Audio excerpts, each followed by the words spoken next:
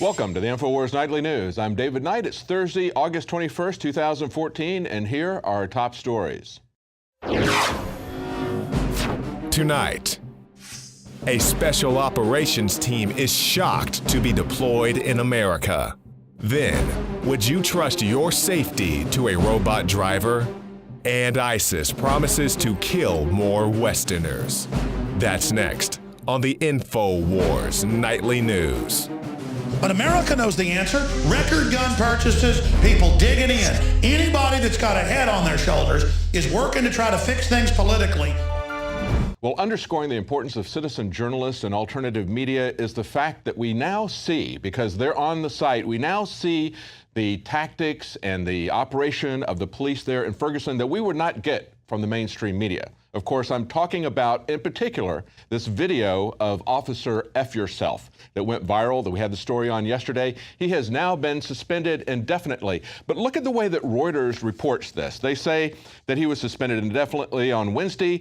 The incident, of course, just before midnight on Tuesday, they say no one was hurt in the gun-pointing confrontation. No one was hurt. So it's okay. We can just suspend him now because he was a little bit over the top. No, what he did was multiple accounts of criminal assault with a deadly weapon.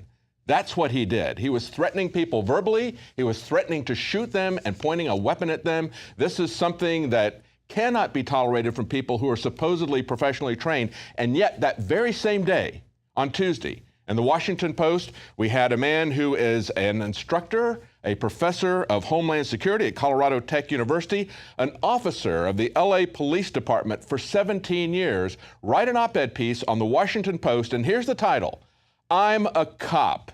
If you don't want to get hurt, don't challenge me. That's his wording. And listen to what he says. He really doubled down on what this officer was doing. This officer basically didn't have much vocabulary except just F yourself while he's pointing a rifle at everybody. But where it really starts is with the trainers, the Homeland Security trainers at the universities, at the police academies, trained by the federal government for this new rules of engagement with the American citizens, treating them as if they are wartime enemies. Listen to what he says. He says, in the overwhelming majority of cases, it's not cops, but the people they stop who can prevent detentions from turning into tragedies. Really, see, the cops are never wrong. It's always you. Even if you're peacefully sleeping at home and a SWAT team breaks in, kicks down the door of your house, and then when you react, think it's a home invasion and shoot you, that's your fault. You shouldn't have tried to defend yourself. You should have known better. And he says, I can't tell you how many times I've withstood curses, screaming, tantrums, aggressive and menacing encroachments on my safety zone. Menacing encroachments on my safety zone. Doesn't that describe what Officer F Yourself was doing? He was menacing people that were not doing anything. And of course, as I mentioned, that story would not get out if we didn't have people standing up for their free speech and their freedom of the press rights. And he says, of course, outright challenges to his authority. You don't have the authority to do that. You don't have the authority to commit criminal assault against people who are doing nothing but standing in a peaceful demonstration filming you. Now, this is what he says in his own words. Here is the bottom line. If you don't want to get shot, tased, pepper sprayed, struck with a baton, or thrown to the ground, just do what I tell you. I am the law. I am Judge Dredd. He didn't say that, but let's go back to his quote. That's essentially what he is saying. He says, don't argue with me. Don't call me names. Don't tell me that I can't stop you. Don't say I'm a racist pig. Don't threaten that you'll sue me or take away my badge. Don't scream at me that you pay my salary, which of course we do. And listen to this. He says, don't even think, and he emphasizes that with italics. He says, don't even think of aggressively walking toward me. There you go.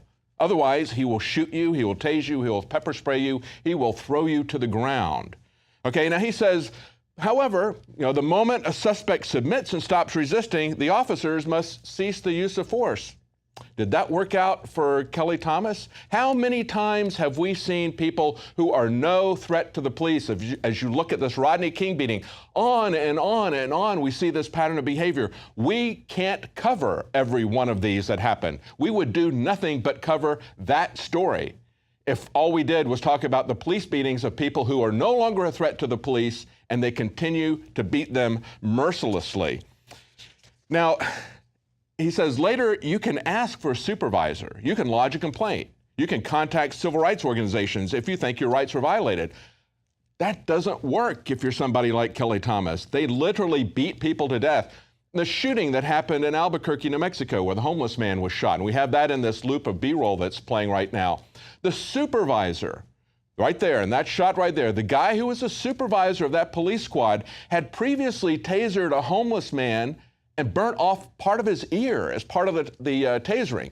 The guy was awarded $300,000, but he mysteriously died on the day after the judgment was given.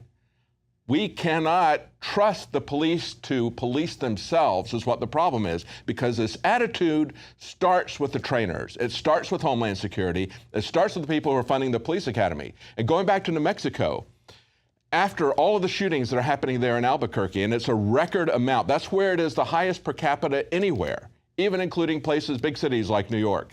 In New Mexico, the State Police Academy put up a shoot first curriculum that one of the instructors there resigned rather than teach.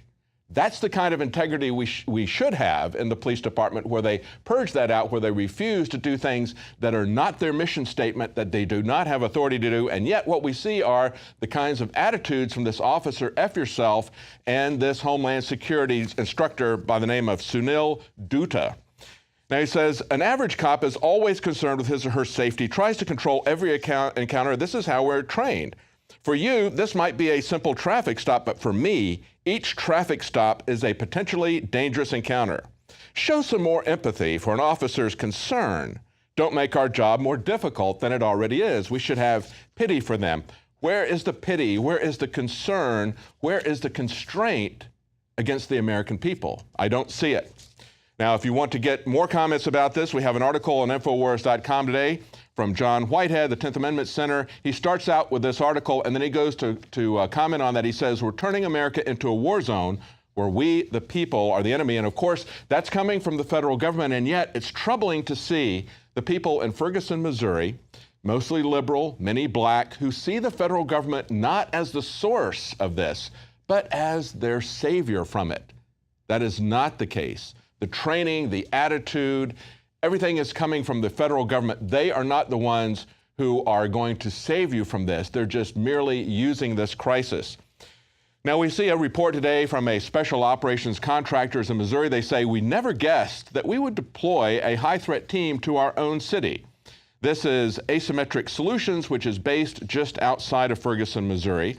Now, of course, if you look at their site, they conflate in one of the main tabs there on their site, they have military/law enforcement. In other words, they don't see much of a difference between military and law enforcement.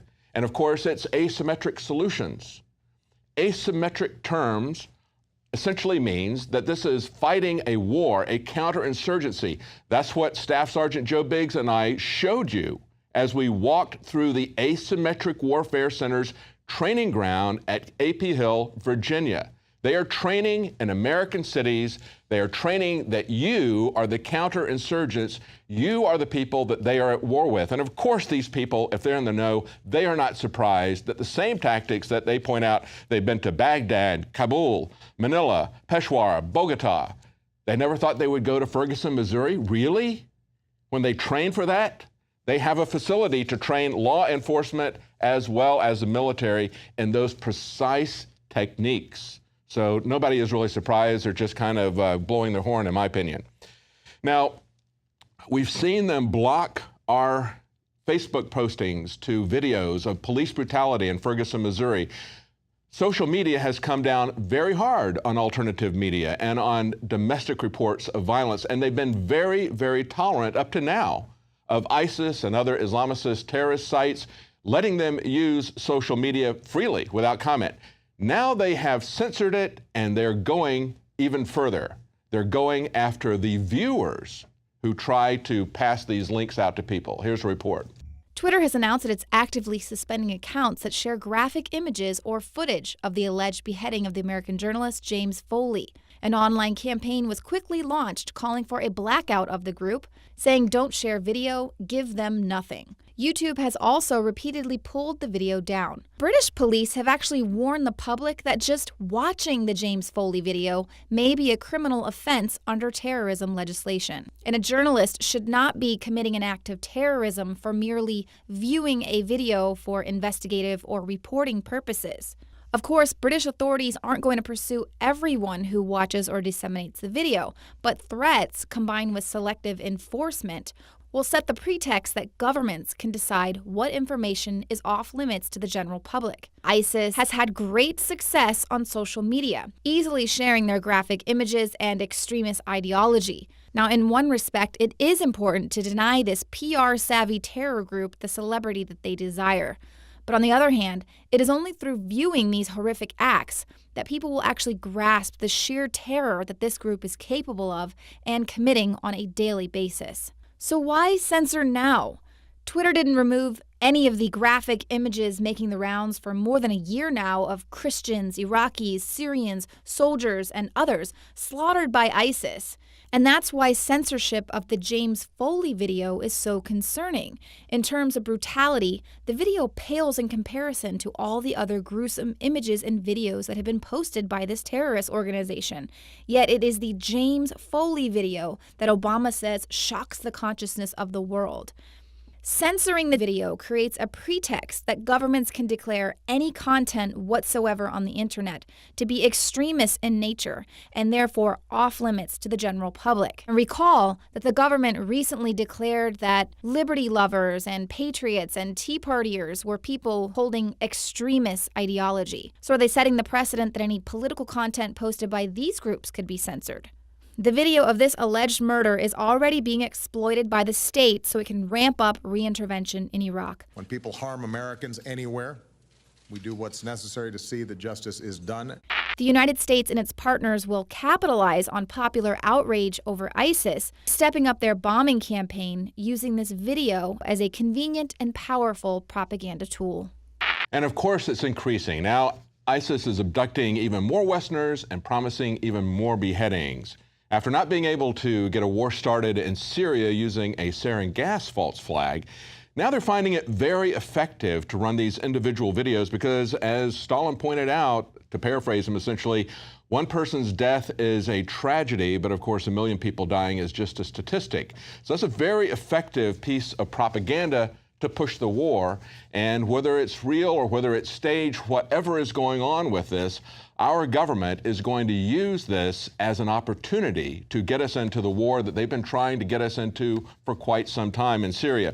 The Obama administration said the Pentagon has announced that they will continue attacking ISIS.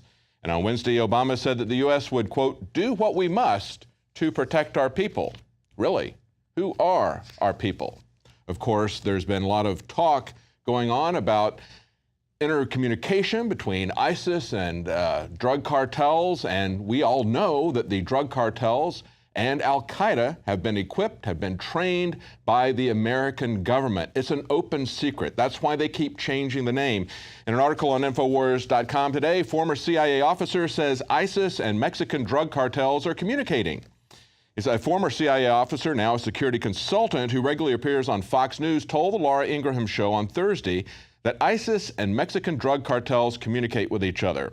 We've had good intel over the year about Al-Qaeda, he said, about their efforts to coordinate with, as an example, Mexican cartels in an effort to try to exploit our southern border. Well, it's well documented that the Central American drug cartels, as well as I said, Al-Qaeda, are part of the drug trade that the CIA has created, has protected, has used American soldiers to guard, has used the CIA and people like Tosh Plumlee to distribute these drugs from Central and South America into the United States. Of course, going back to Oliver North and Reagan administration, the Iran-Contra affair, and of course, Gary Webb documented very completely the crack cocaine epidemic in LA with Freeway Ricky Ross and the involvement of the CIA before he was suicided. This is a long-standing story of how the CIA has run both Islamic terrorists as well as the drug cartels. And so you might ask, if we're going to do whatever it takes to protect the American people, wouldn't that start